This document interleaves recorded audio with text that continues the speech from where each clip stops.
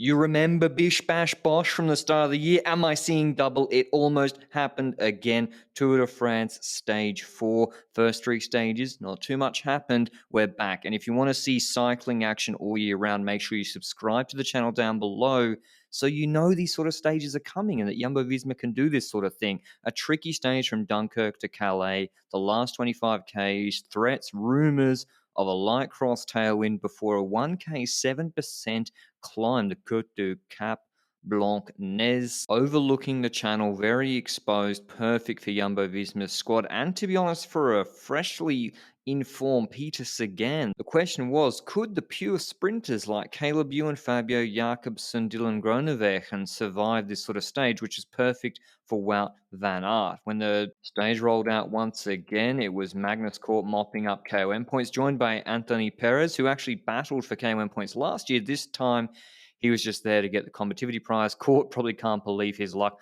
Peloton was chilling.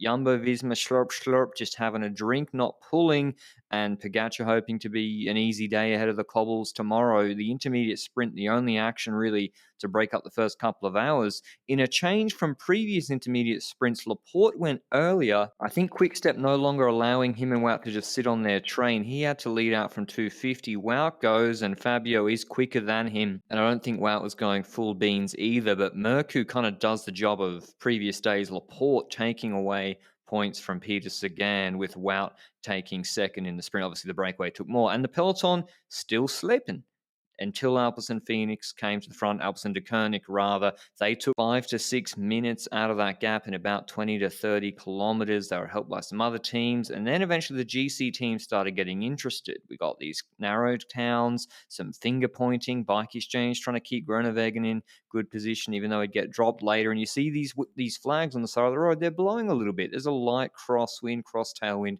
in these exposed sections. I think you could even see the UK then. And Luke Rowe did a crazy job today. It's all about this right-hand turn, which Perez went through, and then we see they're going to Calais via the Côte, via this little hill exposed on the road. And then they get to this turn, get through it, and they realize, not too much wind, actually. You see the shape of the peloton. Okay, yes, the fight for position, and, they were just staying in front. They weren't actually trying to split it. It wasn't possible with the wind. The first little climb, again, no one trying to split it.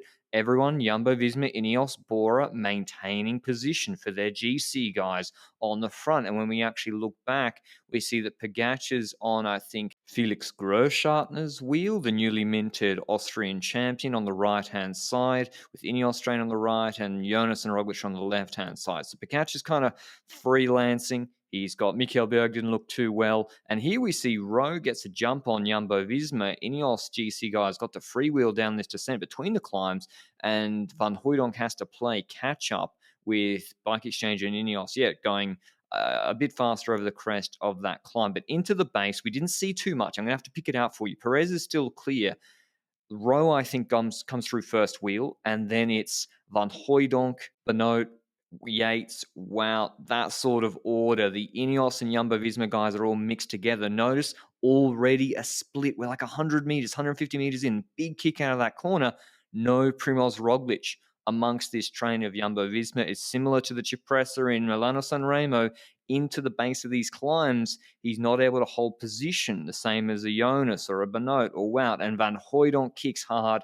Van Baarle on his wheel, mental performance from Nathan Van Hooydonk, and we see Roglic appear. He's on Danny Martinez's wheel. He's already had to make up wheels. Geraint Thomas is trying to bridge that split from the Bike Exchange dropped wheel back to the back of Laporte's wheel, who's on the back of this Jumbo-Visma train, while they're absolutely sending it. Yates in a perfect pocket here on Wout van Aert's wheel, and Roglic is going to come across and try and come over Geraint Thomas' wheel to get onto Laporte's wheel, get onto the train. So did Roglic have bad legs? Didn't really look like it too much to me. More like bad position, but Pogacar's position was worse. Could Jumbo-Visma profit from it? Benoit then kicks. He wasn't as good as I expected in Criterium de Dauphiné. Here he was nuclear, and they have a proper split now with Martinez and Thomas just catching back on. Roglic is now fighting Laporte for Jonas' wheel, and they're going clear.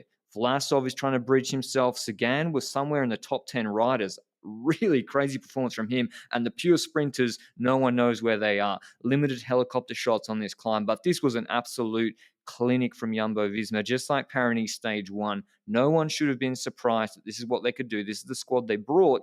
And I'm trying to guess, but that's the Roglic group. And then I think Pogacar's in that third group. And then the pure sprinters are like 30 seconds behind in that mass of riders. So Wout has just absolutely launched it. Can he now take time with Adam Yates and Jonas Vingegaard? I feel like helping Yates gain time is a worthy sacrifice if it means Jonas gains time on Pogacar too, but Wout drops Adam Yates with this second burst just by the top of the climb, looks back and doesn't wait. I want to hear in the comments down below, should Wout van Aert have waited for Jonas? He was only 2 seconds ahead at the top. Could Jonas have bridged to him? Would they have been able to stay away with the GC teams chasing them? We see Roglic, Thomas Martinez, then another 3 or 4 seconds to Pogacar and Vlasov. But Wout van Aert gets onto the descent, 10Ks to go, second. Could he come first? Getting a little bit of help from the motos like an Omloop at Noisblad. Trek Segafredo chasing for Mads Pedersen. The chase is disorganized until about 5.5, 6Ks to go. Alpecin start to get it really going, although they and Trek pretty much have the same kit, so it's hard for me to differentiate. And then Dylan Van Baarle starts pacing, and G gets on the radio, and I'm not sure if he says stop pacing. I mean, Van Baarle in about 3 seconds pulls off.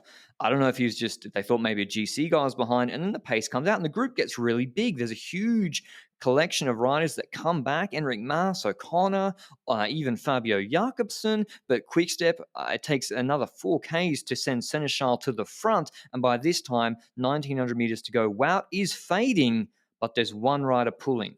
And there's 2 Trek Segafredo riders left I can see for Mads Pedersen, and neither of them are pulling. And this is the death knell for this chase. Catano's the last man, 1,500 meters, and he looks back, sees the worst possible thing. 2 Jumbo riders blocking it up, and that would give Wout another 2-3 seconds. He didn't need them, and he hits them with the death on wings celebration. Obviously a Bird or Baltimore Ravens aficionado. Jasper Philipsen goes through the barriers like the craziest angle you'll ever see. Thinks he's won because he didn't have his radio, but Wout van Aert wins the stage. A very exciting finish. Jumbo Visma taking no GC time, but getting Wout van Aert that big win for both the sponsors and the green jersey competition, where he has a huge lead now on Sagan, like a 90-point lead. Ahead of Philipsen, Laporte takes more points. He came third in the sprint. Christoph, Sagan, Mortado, Van Poppel, Hofstede, and Matthews, and Benjamin Thomas 10th. Here's what Wout van Aert had to say after the stage. Actually, the goal was just to go full to the top and see what happened. But then, I came on top alone, and I was a bit in doubt if I better wait for Jonas and I think it was Yates, 2 guys behind me. Yeah, by going full, I also put Jonas and the others in a good position, so they didn't have to ride. I decided to go alone, and then it was a 10K of all out suffering. Tomorrow is the big cobble stage, important for GC not to lose time. Positioning is crucial. Until then, ciao.